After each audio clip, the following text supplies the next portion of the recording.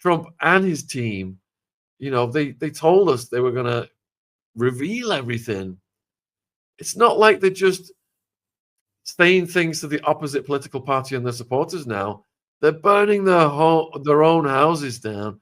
I'm seeing so many people who voted for Trump just furious at what's going on with Epstein, the Epstein story. And I can't wait to hear what Ryan Dawson has to say tomorrow, because God bless him. He was going blind. He's had some miraculous, I don't know if it's full recovery, but he's recovered to a degree. And he's coming on tomorrow at noon. And he liked a lot of things about Trump, but I think because Ryan's been researching Epstein for decades now, I think he's going to have a few things to say about this, because honestly, it's like no politician ever comes in and does what we want. They just piss on our heads and tell us it's rain. It's definitely like a system with repetitive cycles, and and it works, I guess. Listen, I was born in 1977. I have kids. I'm married. And I'm at the point now where I just look at community, because looking at this whole thing across the whole world it's like, I think most people feel helpless, right? Like, what the hell can I even do? Like, how can I change anything? It's so big of a thing. But I really do feel that if people focus in their community and on their community, if everyone across the world did that, think of the power in that, right? And that would be a start, right, to something, to another level. But even at the very least, I just want to try and help the people around me, like that I see every day suffering, right? Like you say, homeless and all the problems that plague us over here. Other than that, Shine, I know that sounds a bit hokey pokey, but what else? Tell me, like, what can we do? Well, even when the people unify, they view that as a threat, and they figure out a way to co-opt it or to crush it. They just never let the people have any real power. But I'm going to show you the trailer. I want to get your thoughts on this. This is a podcast I've got coming out on Monday morning at 9 a.m. UK. And it's about Ghislaine Maxwell's complete life history, including psychopathic Robert Maxwell, her father, who was so rude to people who worked for him, he would wipe his bum after he'd done a number 2 on a towel and just throw it on the floor for the staff to clean up, rather than use toilet paper and flush it down the toilet like the rest of us or whatever, use a bidet. He would that cannot be true, Sean. Is that true? It's true. I'm just looking. Sorry, but I'm looking at his picture while you're telling the story with those big old brows, and I'm thinking, man, you bastard! You can't look like that and do that. And Ghislaine was his favorite because he was the one who steeped her in intelligence. She was the one who showed the most promise. And that is why he named his yacht Lady Ghislaine after her. But let me just make this, I'm going to make this full screen. So, guys, if you've not seen my pre-record with John Sweeney, it was filmed years ago, but it's more relevant now than ever because Maxwell's about to, she's like the centerpiece right now of everything that's going on. Possible pardon coming. Anyway, here it is. I'll play it and get you guys' thoughts on it. The Maxwell dynasty is way more fascinating and way darker. A fairy story in reverse, in which the beautiful princess starts out as a beautiful princess and she ends up in a kind of dungeon.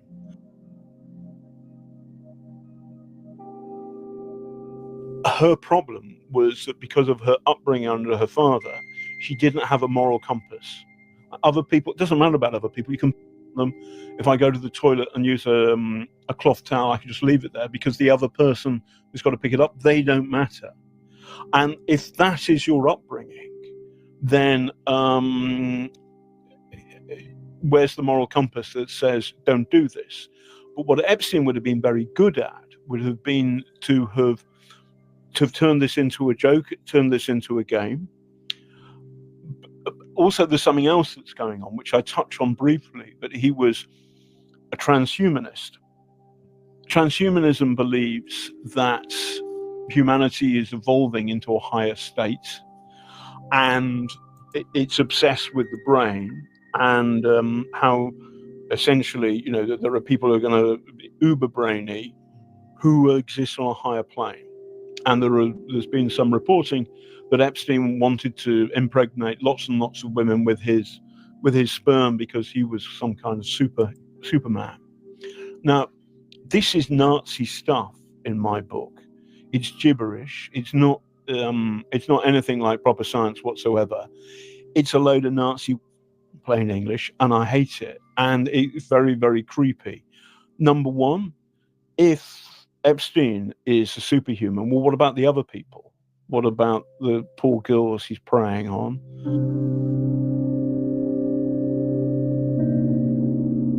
Looking at Prince Andrew cannot explain the picture of him with his arm around Virginia Roberts Giuffre. Shot, story goes, by Jeffrey Epstein in Ghislaine Maxwell's flat.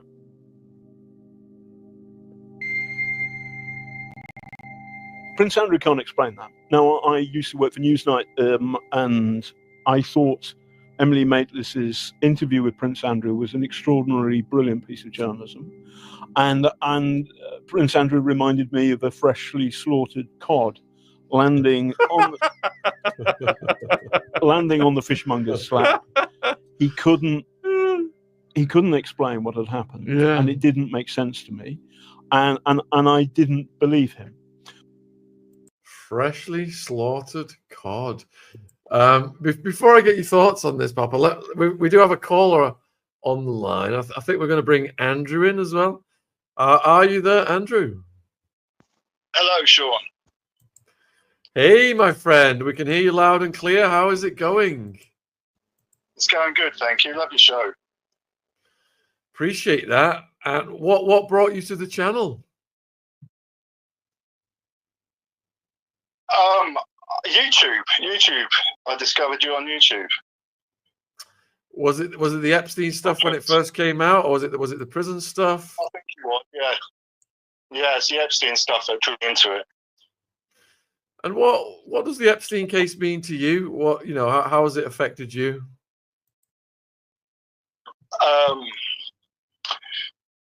It's opened my eyes up to the deceit that's going on out there, the corruption. It's terrible. I've got a question for you, Sean. Yeah, go for it. So, it's like, you know, Hollywood. It's about Hollywood. Why haven't Hollywood made a film about this stuff yet? This is quite it's a bit suspicious to me that, you know, they jump on a bandwagon like this, and, you know, where is the Hollywood movies? Well, you've got to look at the vested interests, haven't you? You've got 6 or 7 humongous corporations that control mainstream media, and the people who own those companies, the dynastic banking families, own Hollywood as well. So the narrative is completely twisted away from exposing people who are involved, have that much power in society. They don't want to wake people up. They want to do the opposite. They want us all hypnotized like little bunny rabbits, believing everything that the BBC and the politicians tell us. Yeah. I think that's suspicious just in itself, that they're not doing anything. It shows that there's more to it than meets the eye when they purposefully ignore things. Yeah. So deep. Trying to affect our whole culture, the whole world. How will you feel if suddenly Maxwell gets released?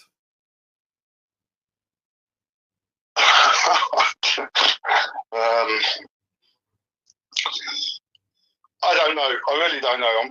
I'm actually quite shocked. I'm quite shocked about it already. Quite disappointed. You know, I thought the world was a better place.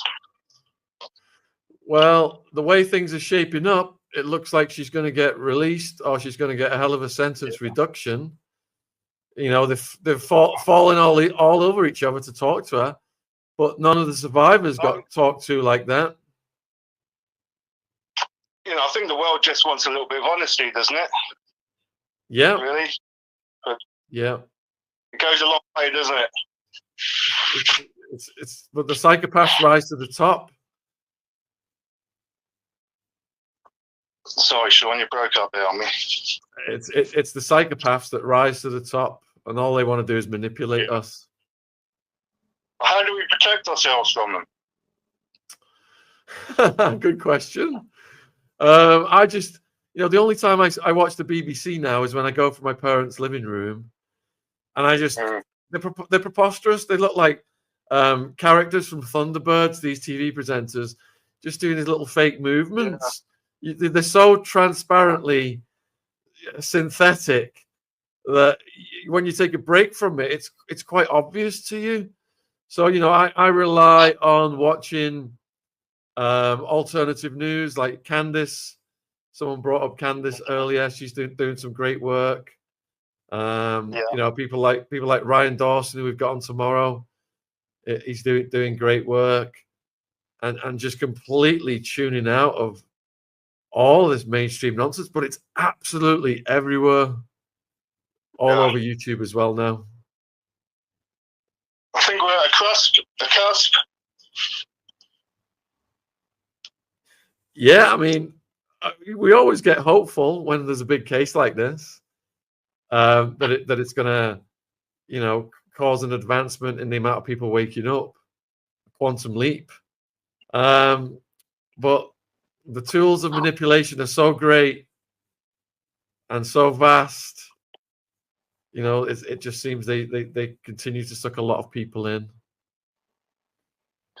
I think all we can work on is ourselves.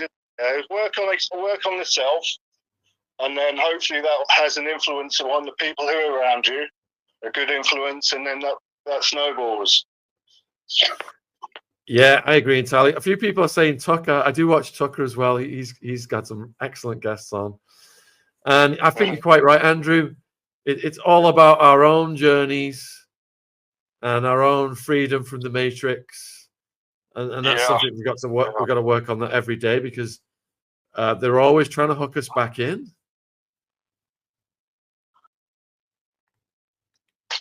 Thanks for having me on your show, Sean. Oh, it's been a great pleasure, my friend, and thank you for calling in. We really appreciate you. I'll keep watching. Keep doing your good work. All right, thanks, Andrew. I'll go back to Papa then, if you're still there. And what did you think of the trailer then about Ghislaine's life history? Yeah, what I was really thinking was what it must be like to be told from your whole life that you're just better than others, like that you just are entitled to more, and believing that basically the regular people are like ants beneath your feet. Like, imagine it's diabolical, like a Bond villain or Superman villain, it's like and also like the stuff about the brain and trying to get to another level, and all of it. I mean, imagine that's the things you're exposed to. And combine that with what you were saying, Sean, that the psychopaths seem to rise to the top. Well, I just feel it's the most driven who rise to the top.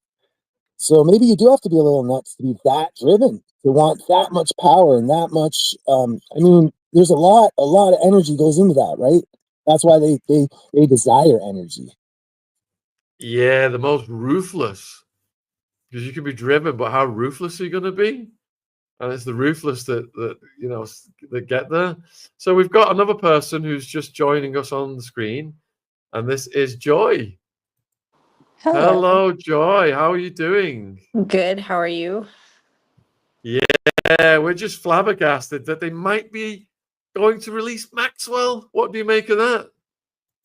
I feel sorry for the victims. Like, Yeah. the women who testified in court, they must be terrified because of how powerful, obviously, she is. And they sat in open court and testified against her. So they're probably terrified for their lives. Look what happened to Virginia Dufresne. Yeah. And so many other people who've been unalived around this case as well. But it's disgraceful that they've tried to contact these politicians for years and speak to them and give them information. And they've just been completely ignored mostly. But Yeah. now everyone wants to sit down with Maxwell. Why do you think that they're trying so hard to cover it up? I mean, obviously, there's the billionaire aspect. Do you think that Jeffrey Epstein's Mossad? Well, we had Ari Ben Menashe on, and he was former Israeli intelligence, military intelligence for the Israelis, and he laid the whole story down. If you've missed that one, viewers, it came out a week ago. He laid it all down, how Robert Maxwell brought in Jeffrey Epstein and introduced him to Ghislaine, and it was all to do with, Israeli intelligence was the prime mover in the honey trapping and in the network. And if you look at, Wexner, Dershowitz, etc., massive influence from Israel. I mean, so if you look at that as Jeffrey Epstein was Mossad, like the implications of that are huge, because that means a foreign government, I'm an American, I live in the United States in California.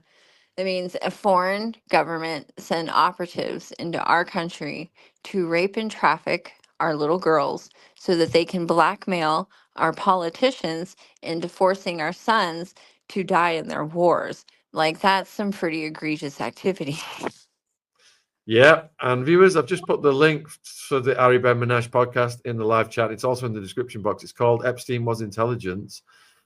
So they justify it, though, Joy. And how they justify it is they say that if they're not doing these evil things, honey trapping and traumatizing kids, then their rivals, and this comes out of early intelligence, Whitney Webb's detailed it immaculately.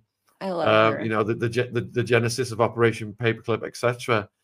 How it was all justified because if they're not employing this tool, then the enemy's employing this tool, and if the enemy employs it and they don't, then the enemy's going to have an advantage, and then you got the domino effect, and the next thing you know, the communists are going to be knocking on America's door. So But sacrifice. I mean, in the meantime, we're supporting them. Like, we send them what, 300 billion a year or something, and they have universal health care, and their kids all get to go to college. And like, I've got 3 kids in college. Shit's expensive, but we're paying for theirs. Like, I work as a first responder. Healthcare is expensive here. People are being charged like $50 for a Tylenol, but we're paying for their healthcare while they're like sending operatives into our country to like rape and traffic our daughters. Like, that's insane. Well, I believe that one of the functions of Israel is as a military outpost for the globalists. And reading Brzezinski's The Grand Chessboard, he's talking about how, going back to the sun never set on the British Empire, divide and conquer. So by having Israel, causing dissension in that area and having wars, it's keeping everybody divided and conquered by the globalists. That's exactly how they want it to be. Yeah. I think that we've never probably met. Like, I'm not one of those people that says that I've met you, but you and I were in the same area using the same party favors at the same time. So we've probably seen each other before. Arizona based? What was that? Are you in Arizona?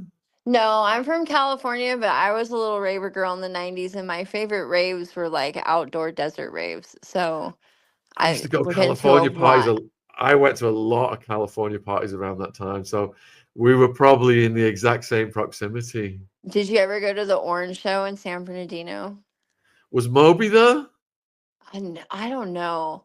I don't It think rings a so. bell. It was like a small little local rave that, Okay. like, if there wasn't like a big one going on, you could always go to the Orange Show. So that's where I usually went, unless there was like a big one. We went big ones. It was all big ones. Yeah. But yeah. I think it was I think I saw Moby in Orange County. That's why I got that confused.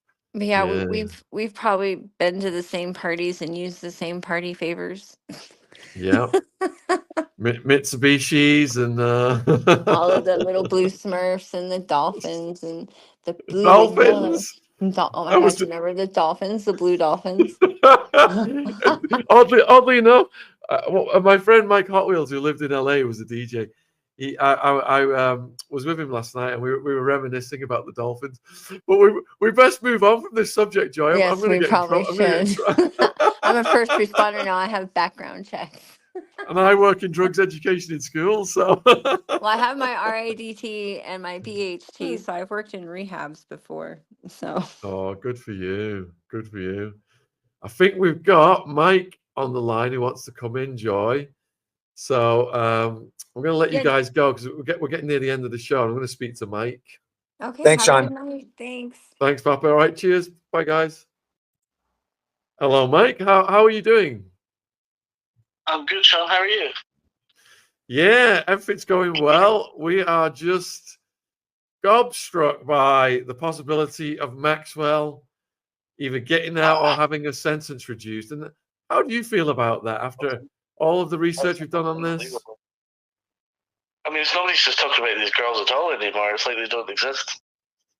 Exactly.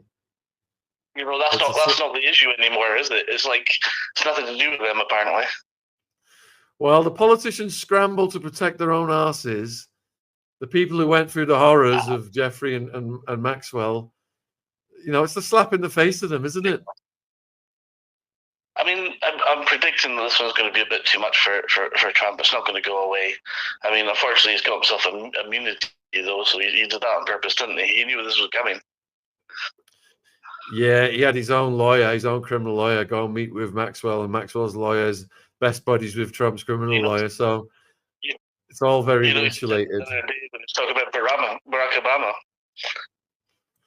Well, yeah, the military are going to arrest Barack Obama. Is that the latest distraction? Well, they were saying, what can you do about it? And it says, because does he not have the same presidential immunity as you do?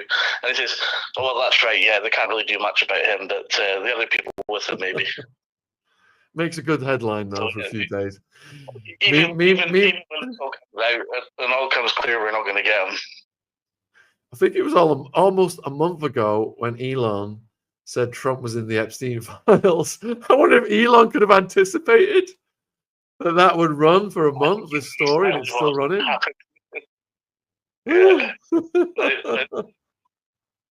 mean, I've been watching you, Sean, for quite a while, to be honest, quite a few years actually, and even before this all came mainstream, you were talking about Epstein and going through all the court cases, talking about bit for bit what these girls went through, and it's been quite crazy. I've tried to tell my mates about this kind of thing, and they just, at the time thought I was just being a conspiracy theorist, about who was possibly involved in that kind of stuff. But now it's all out there. It's I told you. Yeah, when Prince Andrew paid out millions, it wasn't such a conspiracy theory after that for a lot of people. Yeah, exactly. Actually, I wanted to talk to you about the way back you were in touch with some guy out in Russia. He'd run to Russia, escaped with the files, escaped with the videos. Is he still around? What happened to that guy? So just to bring the viewers up to speed then, during our first Epstein coverage 5 or 6 years ago, we interviewed an ex-Florida cop called John Mark Duggan, and his colleague was Joseph Recurry at the Florida police. Now, they'd raided Epstein property, the Florida property, and they'd taken a load of evidence. And Joseph Recurry said to John Mark Duggan, when we give this to our superiors, I don't think it's going to see the light of day. Whatever's in here, it's all going to get covered up. Consequently, Joseph Recurry died mysteriously in his 50s. He was in perfectly good health, very, very fit individual. And then John Mark Duggan's house was raided because he'd tried to make copies of stuff. And then John Mark Duggan ended up fleeing to Russia. And it was in Russia where we interviewed him several times. Now, to answer your question, John Mark Duggan has stayed in touch over the years, and I do believe that he's still in Russia to this day. Well, it'd be good to get another call with that guy to see where he is now, because he was talking about not releasing things, but have things changed? Yeah, absolutely. And thank you for the super chat, Angelums. Let me just read this one. We aren't all hypnotized yet. We can stop them. I'm a victim of 30 years ago. No one knew awareness is the key. Oh, well, we salute you for your bravery. You know, and our heart goes out to all of the survivors. And, you know, we just wish you much strength from here, because we've seen so many people who've been brutalized just fall to the wayside or get bogged down with alcohol and drug addiction and end up incarcerated, or some bad thing or the other happen. So, you know, we wish you much strength, and thank you for the super chat. Yeah. So Mike, any closing remarks, because we're about to close the show? Yeah, I mean, I think I'm just thinking that's great now, because you keep going with it. I mean, the girl you were speaking to before, talking about where it's all blown up to. I mean, we got a war in Gaza right now that the Americans have been sending I don't know how much money to go for, and you just wonder what do they have if they had Epstein as a Mossad agent. They've got all that information on Trump. Have they been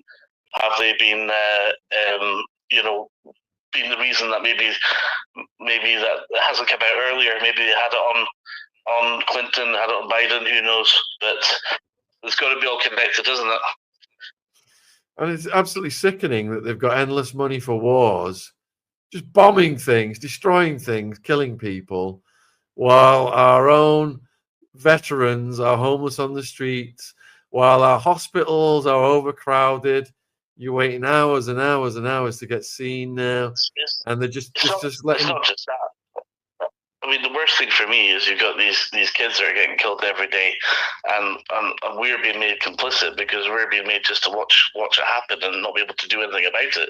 I mean, even our own government has been infiltrated by, you know, Israeli lobbyists, and have been, you know, shouting to their sort of side of things for quite a long time now. Things are turning now, but almost too late. I mean, Starmer himself, I've not heard of one. He can't bring himself to say that's a genocide even yet.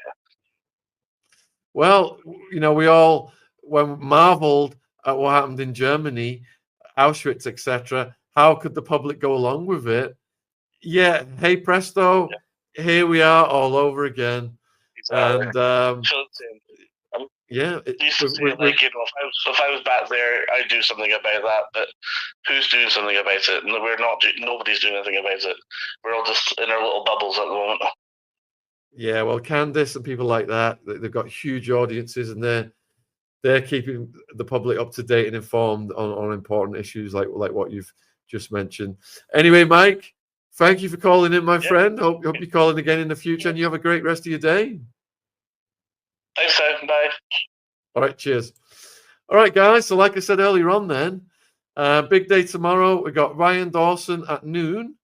We've got Lionel at 6, all about the possibility of Maxwell getting out. And then 9 a.m. Tuesday morning, we have got Glenn Maxwell's life story as told by John Sweeney, including the baby farming, the transhumanism. It's a good one, folks. So take care wherever you are in the world. Hope to see some of you